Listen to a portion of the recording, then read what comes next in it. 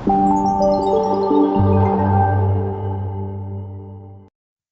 اللہ الرحمن الرحیم۔ حضور اقدس صلی اللہ علیہ وسلم کا ارشاد ہے کہ قیامت کے دن ایک آواز دینے والا آواز دے گا کہ عقل مند لوگ کہاں ہیں؟ لوگ پوچھیں گے کہ عقل مندوں سے کون مراد ہے؟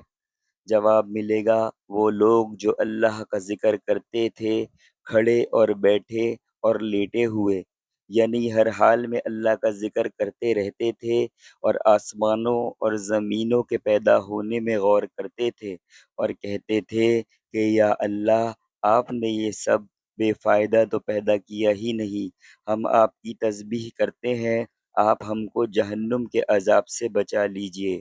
اس کے بعد ان لوگوں کے لیے ایک جھنڈا بنایا جائے گا جس کے پیچھے یہ سب جائیں گے اور ان سے کہا جائے گا کہ ہمیشہ کے لیے جنت میں داخل ہو جاؤ۔